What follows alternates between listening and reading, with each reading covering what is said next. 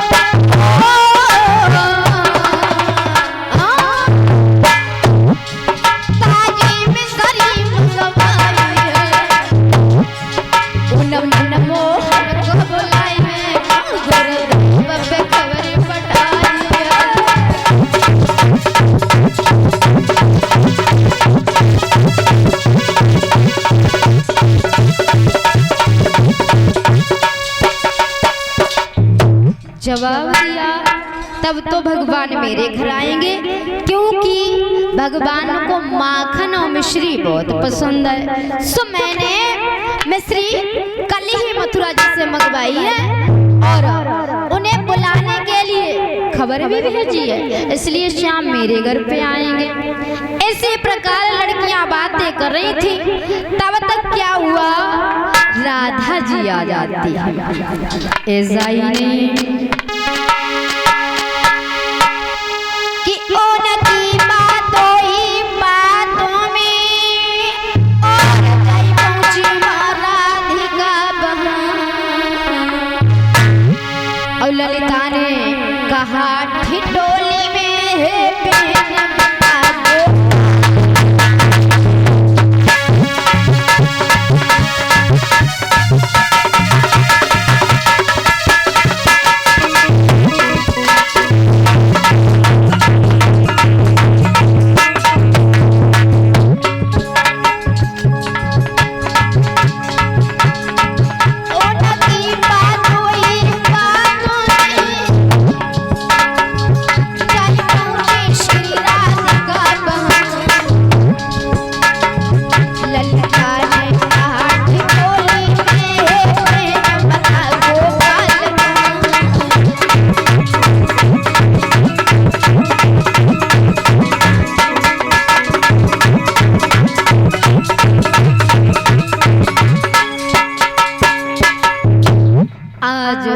लड़कियां बातें कर रही थी, तब तक राधा रानी पहुंच जाती है।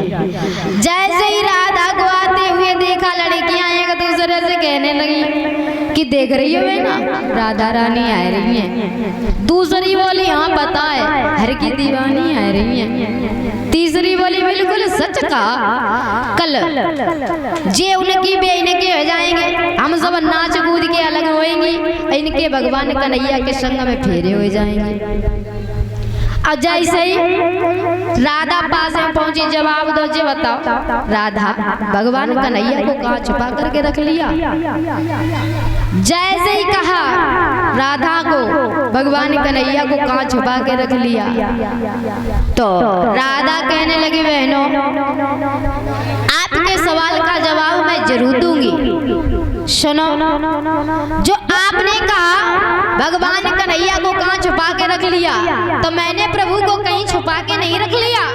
भगवान वहां मौजूद होते हैं जहां पर प्रभु का स्मरण होता है। समझा के बोली सुनो कि रखा होगा आराधन से और प्रेम भरोसा थाल जान, हे पेन मिलेंगे प्रेम बस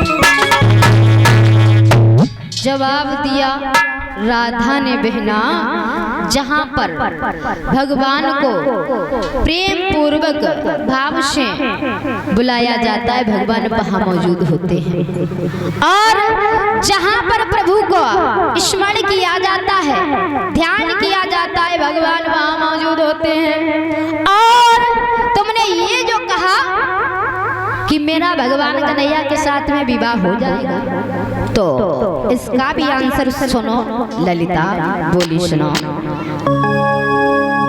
कि विवाह का प्रेम वो प्रेम नहीं, अब वो तो व्यापार का।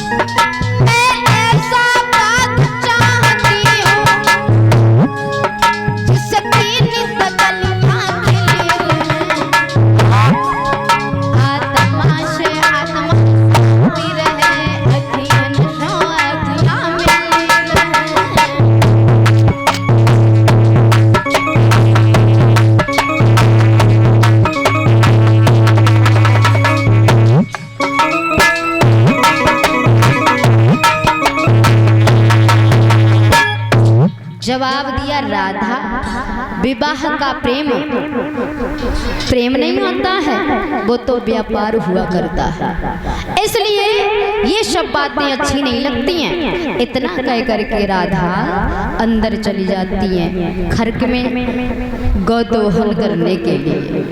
ऐसा ही नहीं, जब अंदर गई है तो राधा ने गौदोहन किया, और जैसे ही वहां से चलने को ही तो भगवान कन्हैया मुस्कुराते हुए प्रकट हुए और जवाब दिया, राधा तुमने ललिता के सवालों का जवाब बहुत अच्छा दिया, तुम बुद्धि भी बहुत तेज हो।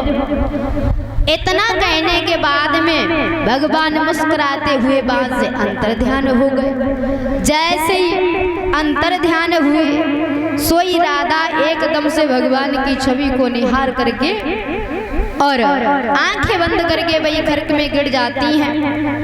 और इधर काफी समय जब हो गया, राधा बाहर नहीं आई, तो सभी लड़कियां अंदर जाती हैं कि काफी समय हो गया राधा नहीं आई। तो अंदर जब गई तो देखा राधा बेहोश पड़ी। तो एक दूसरे से कहने लगी, ये राधा को क्या हो गया? एक दूसरे से कहने लगी कि राधा को क्या हो गया। दौड़ करके गई मैया कीर्ति के पास, बताया, मैया हमें लगता राधा को किसी ने सर्प ने डस लिया है। जैसे मैया ने सुना राधा को किसी सर्प ने डस लिया, भागी एकदम से रोते हुए। मन में सोचे मेरी इकलौती बेटी है, वो भी किसी सर्प ने डस लिया, भागी।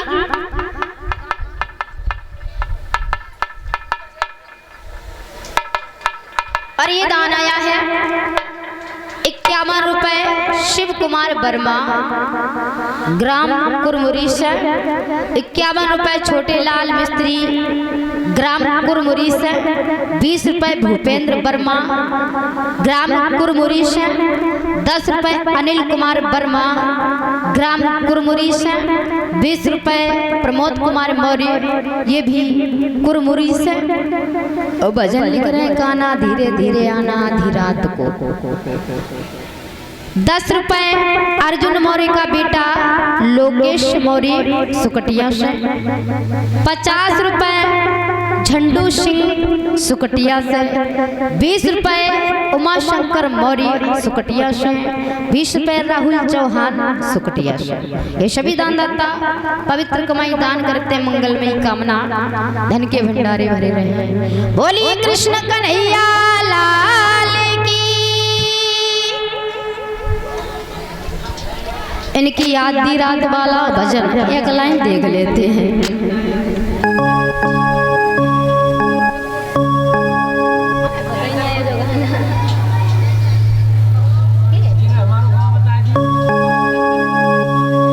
कि कान्हा धीरे धीरे आना आधी रात को, मन तड़प रहा